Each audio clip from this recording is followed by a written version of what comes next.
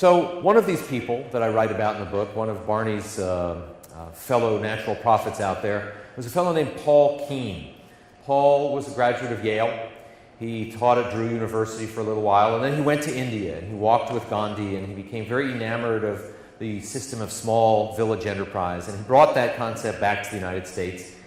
And just after World War II, he and his wife Betty went and bought a pig farm in central Pennsylvania called Walnut Acres, and they decided that they were going to try their hand at organic farming. And so they had this rickety old farm and this old barn that was falling apart and horse-drawn carriages as if it were 100 years earlier. But they began to farm, and they had this wonderful model for Walnut Acres, which was a model of vertical integration. They were going to grow crops, and then they were going to sell them by mail order. And for example, when they raised eggs organically, you couldn't call them that at the time, but they were organic eggs, they would ship them off to people through the mail in metal containers with little pieces of cardboard crumpled in to provide extra protection. And the recipients were expected to send those metal containers back to Walnut Acres. And if any of the eggs arrived damaged, well, they would receive a credit for those. That was the very simplistic model that Paul Keene and Walnut Acres rolled out in the mid-1940s, and on up. Ultimately, the business stayed alive up till 2000. There was another one out there, out in Colorado, Mo Siegel. Mo dropped out of college. He was a real seeker. He loved to go outdoors and hike in the Rockies, and while he was living out in Aspen or Vail or one of those wonderful communities up there, he would go out and pick herbs out in the mountains, and he would bring them back and he would brew tea out of them. And it was really good tea. And so he thought, maybe there's a business here. Tea is good for you, and I don't like the Liptons and Tetleys of the world that just are mass-producing black tea. Herbal tea is a different product, so maybe we could create a company. And so he moved to Boulder, and he started this company called Celestial Seasonings. Every once in a while, he even did wear a tie. And so Celestial Seasonings became this big company. There are some great stories that I tell in the book about Mo Siegel and Celestial.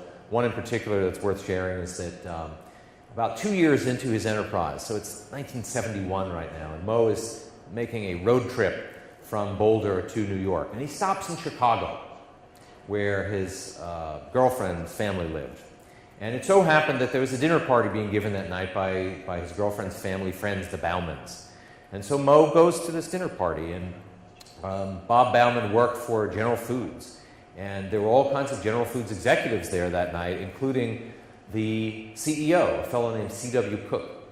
And so here's Mo Siegel, who's just started up this subversive tea company, and he's sitting there across from the CEO of General Foods. And so he tells his story to C.W. Cook, and C.W. says, "Isn't that nice? You've driven out from Boulder and you've started a little tea company." Well, General Foods makes many beverages. In fact, we make Tang, which is the orange juice with no orange juice in it, that is actually taken up into space by the astronauts. In fact, someday, all foods will be made in the laboratory. We'll do away with all disease, and we'll have abundant crops, and everything will come out of the laboratory. And won't that be a wonderful world? And Mo Siegel's temperature is rising like a tea kettle. And so he finally lashes out at this dignified gentleman 3 times his age sitting across from him and says, "You keep talking like that, and the natural foods industry is going to explode."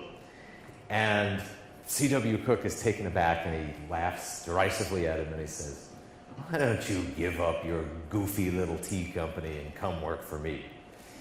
Well, Mo Siegel was greatly motivated by that. He did not go work for him. He built this into a $100 million plus enterprise, and today it is called Hain Celestial, and it is the largest of all the natural foods manufacturers out there.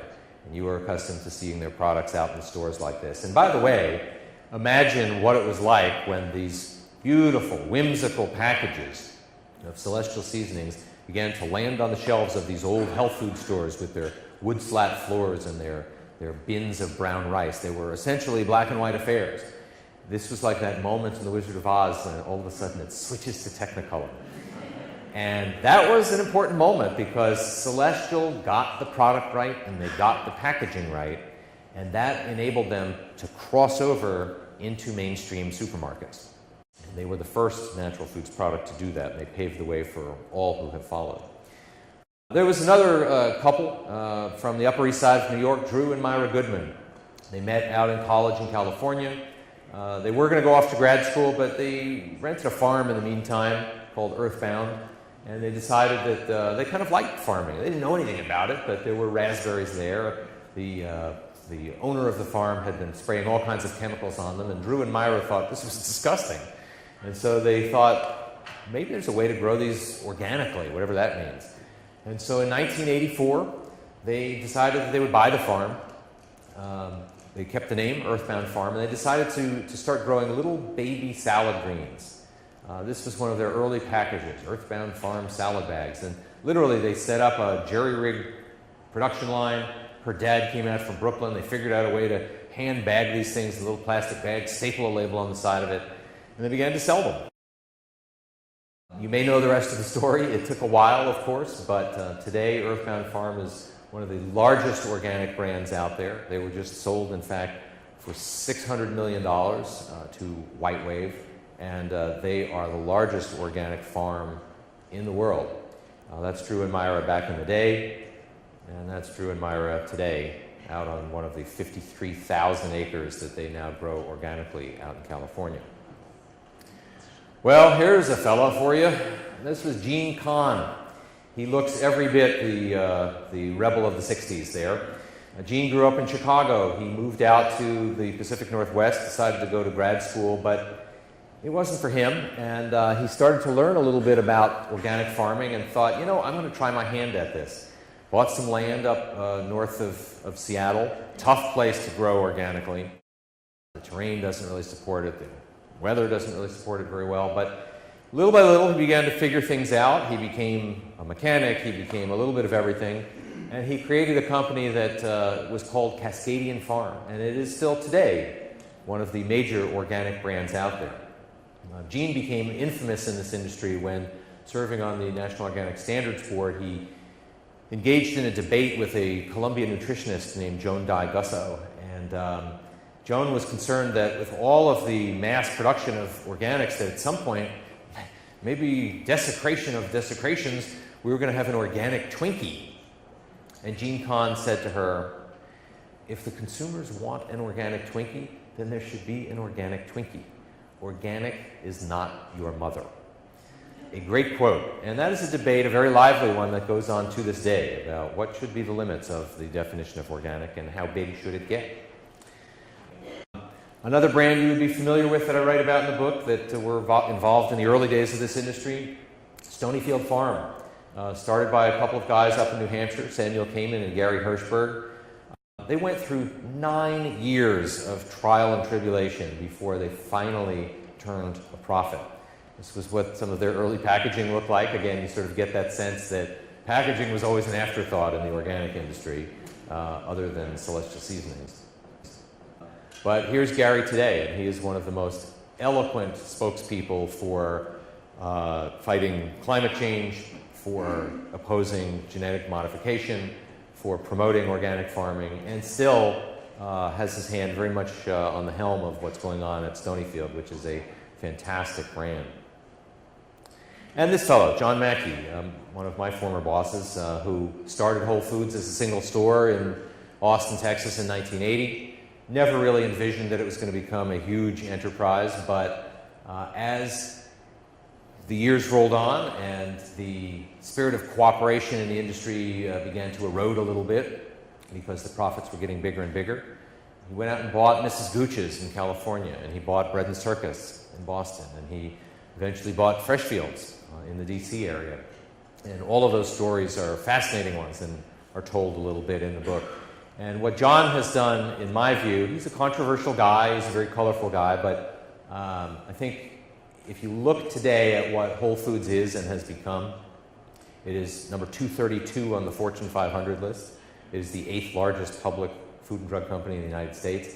Unbelievable. So if you look at those accomplishments and how far they have advanced the cause of natural and organic, no question in my mind that John Mackey and Whole Foods deserve a place on the podium with the great entrepreneurs of our era, which the list usually starts with Bill Gates and ends with Steve Jobs, but John Mackey deserves a space up there as well.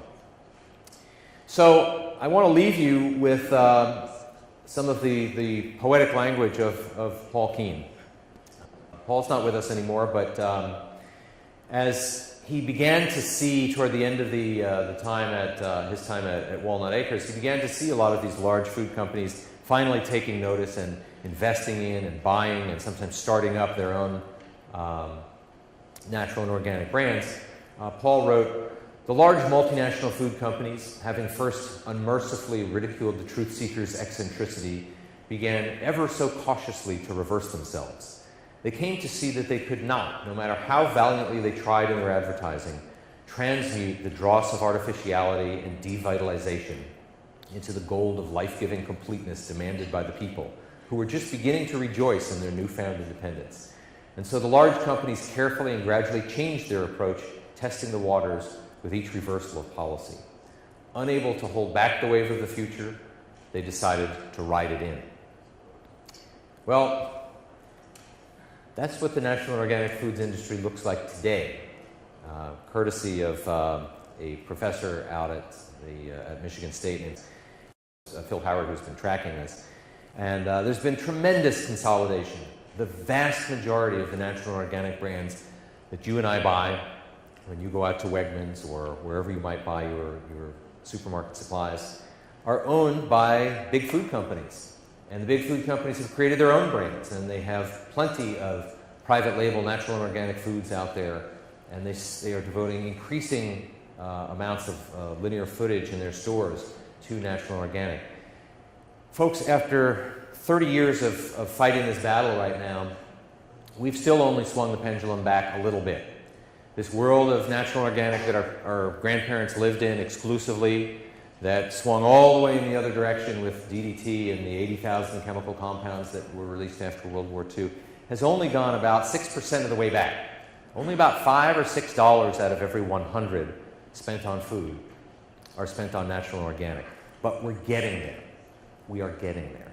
It is estimated that this industry is going to continue to grow at a very rapid clip, so that by the end of this decade, it will be not a $100 billion industry, but a $218 billion industry, and that we will be at perhaps 10 to 12% of all food dollars spent on natural and organic. That is progress. It is unrealistic to think that we're going to go back to the way that it was. It is unrealistic to think that we will get rid of genetically modified foods if you are of that camp. But the point is, we're finding a better balance right now. And part of that is because big food has bought into it.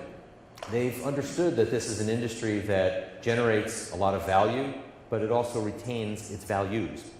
And so I mentioned Gary Hirschberg from Stonyfield a moment ago. Gary has created a model for us that I call the reverse DNA model, in which he built his company up. He sold his company, in his case, to Groupe Danone, that manufactures Dannon yogurt. But Gary retained control. He retained the integrity of the brand.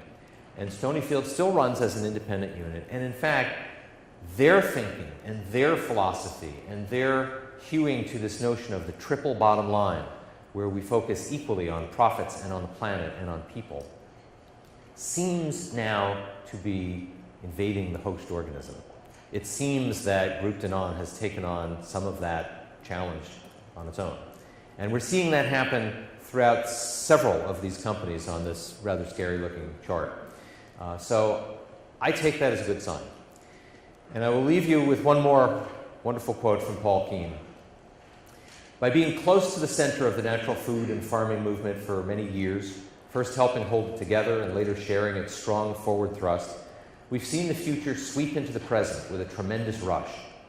Let's hope that the renewed awareness represented by this movement will be one of the saving elements so desperately needed now to lead us moderns away from ourselves and our unbearable cocksureness into a quiet, thankful understanding and acceptance of life's limits and controls. Paul Keene wrote that in 1986, and I believe it is very much the case today. Thank you very much. I appreciate it.